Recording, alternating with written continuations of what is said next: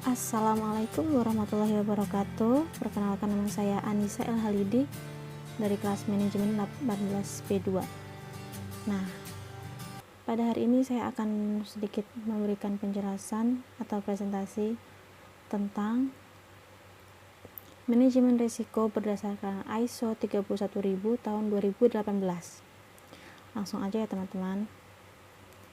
ISO 31000 tahun 2018 Standar nasional Indonesianya terdiri atas 3 komponen, yaitu prinsip, kerangka kerja, dan proses manajemen risiko.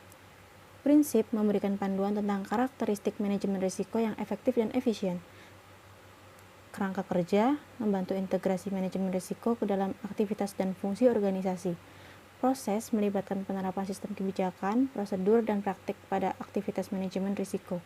Dengan kata lain, prinsip adalah fondasi dasar manajemen risiko, kerangka kerja adalah sistem manajemen risiko dengan siklus PDCA, sedangkan proses adalah kegiatan nyata pengelolaan risiko.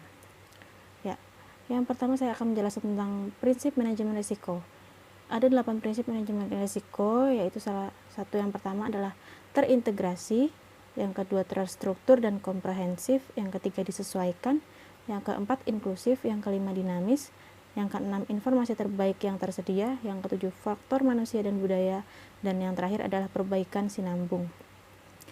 Kedelapan prinsip ini menyokong tujuan manajemen risiko, yaitu penciptaan dan perlindungan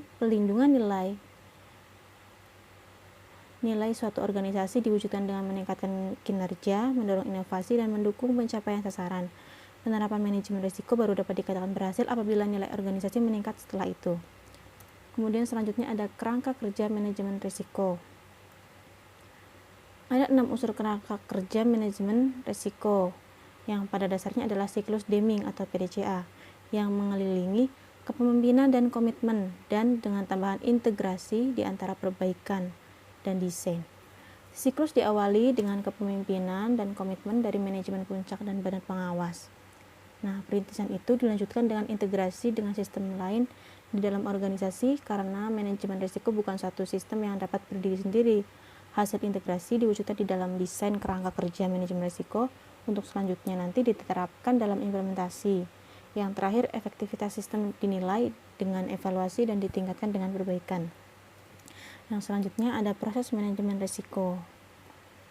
Ada 6 proses manajemen risiko. Yang pertama ada 6 tahap proses terdiri atas 3 tahap inti: penetapan lingkup, konteks, dan kriteria penilaian risiko serta perlakuan risiko, dan 3 tahap payung, yaitu komunikasi dan konsultasi, pemantauan dan tinjauan, serta pencatatan dan pelaporan.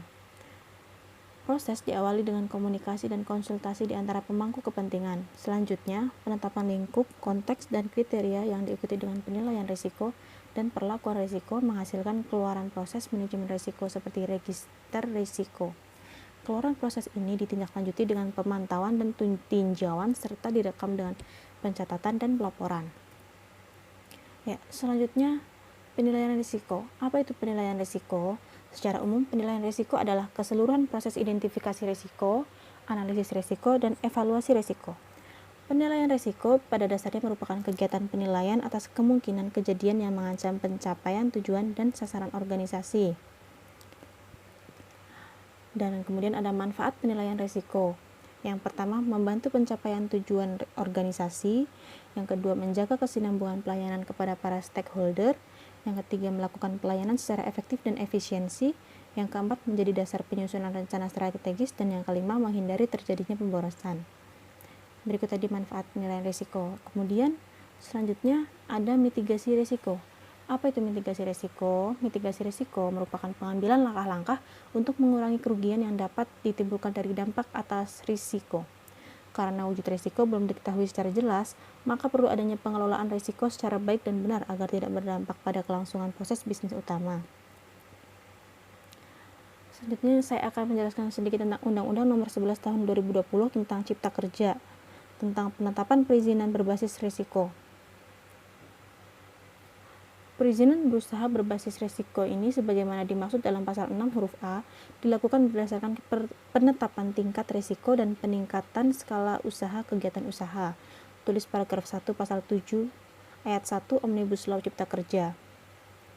Dalam BLI tersebut, Penetapan tingkat risiko dan peringkat skala usaha dilakukan berdasarkan penilaian tingkat bahaya dan potensi terjadinya bahaya.